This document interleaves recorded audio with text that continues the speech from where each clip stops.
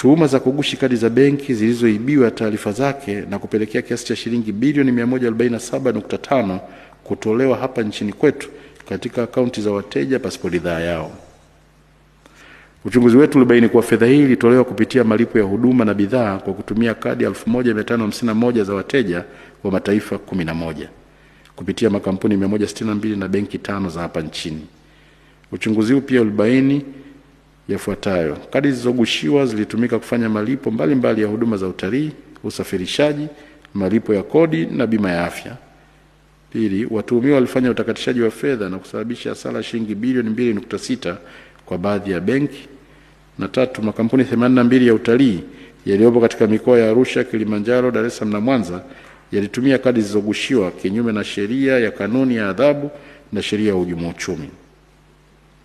Mheshimiwa Rais, katika uchunguzi huu hadi kufikia mwezi Juni mwaka 2025, TAKUKURU ilikuwa imeokoa kiasi cha jumla ya shilingi milioni 678 zilizorejeshwa benki. Uchunguzi mwingine ni wa tuhuma za mkataba baina ya Mamlaka ya Hifadhi ya Ngorongoro na Tourist and Hotels Limited wenye thamani ya shilingi bilioni 23 unaohusu uboreshaji na uendeshaji wa Sopa Lodge. Vilevile, Mheshimiwa Rais, tulifanya uchunguzi wa tuhuma za ubadhirifu wa shilingi bilioni 19.1 za benki ya NMB mkoani Shinyanga. Uchunguzi huu ulibaini kuwa ubadhirifu huo umefanywa na wakopaji 42 walioshirikiana na washikadhamana, yani collateral manager wa Brent Intertrade Company Limited kupitia mikopo ya stakabadhi ghalani pamoja na watumishi wasio waaminifu wa benki ya NMB wa matawi ya Kahama na kuibia benki hiyo kiasi cha shilingi bilioni 19.1. Katika uchunguzi huu majarada 10 yamekamilika. Kati ya hayo 7 yamepata kibali cha mashtaka ambapo jumla ya kiasi cha shilingi bilioni 4.2 zimeokolewa na kurejeshwa benki ya NMB.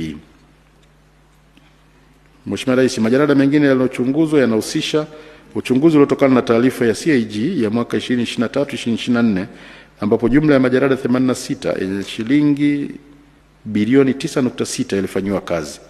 Kati ya majarada yaliyochunguzwa, majarada 13 watuhumiwa walichukuliwa hatua za kinidhamu, majarada 36 kesi zinaendelea mahakamani, kesi 7 zilitolewa uamuzi mahakamani ambapo jamhuri ilishinda kesi hizo zote, na majarada 30 yalifungwa kutokana na kukosekana kwa ushahidi.